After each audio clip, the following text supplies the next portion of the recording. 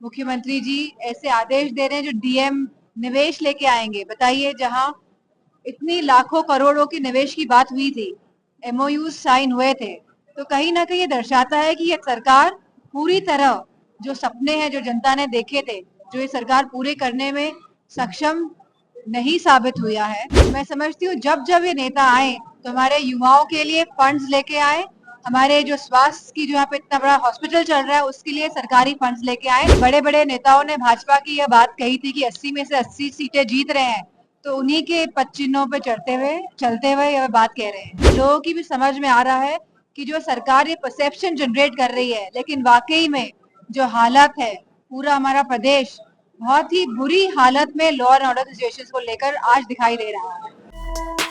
उत्तर प्रदेश में उपचुनाव को लेकर के पार्टियां कमर कस चुकी हैं। बीजेपी और समाजवादी पार्टी में आमना सामना होना है। दोनों पार्टियां अब चुनाव को लेकर के तैयार दिख रही हैं। वहीं अब आरोप प्रत्यारोप का सिलसिला भी जारी हो चला है। समाजवादी पार्टी की तरफ से लोकसभा सांसद डिंपल यादव ने भी कमान संभाल लिया है। उन्होंने बीजेपी पर कई सारे बड़े आरोप लगाए हैं। समाजवादी पार्टी की लोकसभा सांसद डिंपल यादव ने शासन में अक्षमता का आरोप लगाते हुए भारतीय जनता पार्टी पर जमकर निशाना साधा। उन्होंने आरोप लगाया कि उत्तर प्रदेश में स्वास्थ्य सेवाएं और बिजली सवालों के घेरे में है। उपचुनाव को लेकर भी उन्होंने कहा, समाजवादी पार्टी तैयार है। पिछले चुनाव में समाजवादी पार्टी तैयार थी, आने वाले उपचुनाव के लिए भी हमारी तैयारी हो चुकी है। हम जनता के मुद्दों पर उपचुनाव लड़ेंगे। युवा डिंपल यादव ने कहा, महिलाएं निराश हैं, स्वास्थ्य सेवाएं और बिजली सवालों के घेरे में है। यह सरकार लोगों के सपने को पूरा करने में अक्षम है।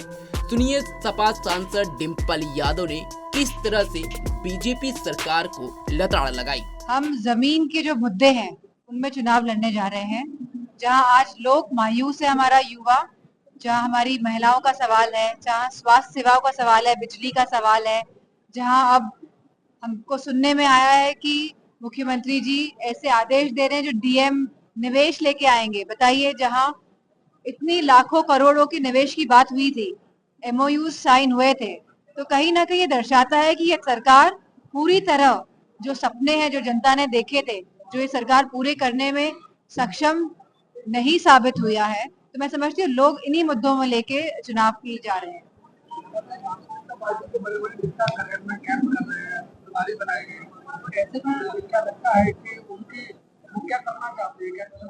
अच्छा है, काम कर रहे हैं तो साथ में वो नौकरियों के सर्टिफिकेट भी लेके आते, और यहाँ पे जो बड़े बड़े अस्पताल चल रहे हैं उसमें जहाँ फंड्स की कमी है, कहीं ना कहीं वो फंड्स भी लेके आने चाहिए।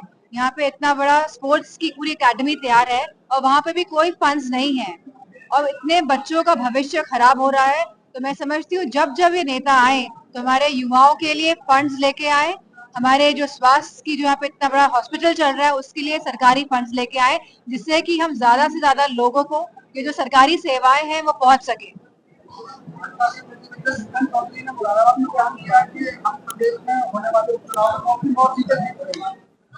मैं समझती हूँ कि क्योंकि बड़े बड़े नेताओं ने भाजपा की यह बात कही थी कि 80 में से 80 सीटें जीत रहे हैं, तो उन्हीं के पदचिन्हों पे चलते हुए यह बात कह रहे हैं।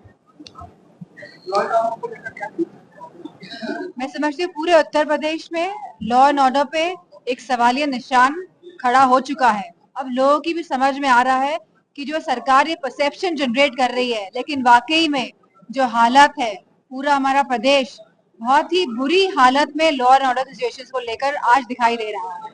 आपने ट्वीट किया था एक पंचायत घर को लेकर, मैं समझती हूँ लगातार हमारे मैनपुरी लोकसभा क्षेत्र में लगातार जिस तरह भ्रष्टाचार और जिस तरह लोगों की जमीनों पे कब्जे चल रहे हैं, और जिस तरह जो काम प्रशासन को करना चाहिए, जो जन सहूलियत के काम है उसको नकारा जा रहा है, तो इसी के देखते हुए हम अपने पूरे क्षेत्र में नजर रखे हुए हैं और लगातार लोगों के संपर्क में हैं, और इसी मद्देनजर ये ट्वीट किया गया था।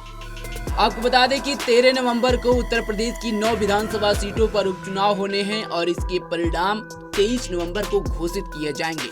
लेकिन ये जो उपचुनाव है यूपी का, इसे अग्नि परीक्षा के तौर पर देखा जा रहा है, सेमीफाइनल भी कहा जा रहा है। क्योंकि 2027 में विधानसभा का चुनाव यूपी में होने वाला है और सीएम योगी के नाक का सवाल भी है। वहीं जिस तरह से लोकसभा चुनाव में सपा यहां पर बड़ा प्रदर्शन की थी, उसके बाद से बीजेपी की नींद उड़ी हुई है। इसीलिए इस चुनाव को बीजेपी ने अपने नाक का सवाल बना लिया है। देखना होगा कि उपचुनाव में किसके हाथ जीत की बाजी लगती है और किसे मात मिलती है। ये 23 नवंबर को साफ हो जाएगा। इस खबर पर आपकी क्या राय है, कमेंट बॉक्स में जरूर बताएं। तमाम खबरों के लिए जुड़े रहे हमारे साथ और देखते रहें पंजाबकेसरी.com। धन्यवाद।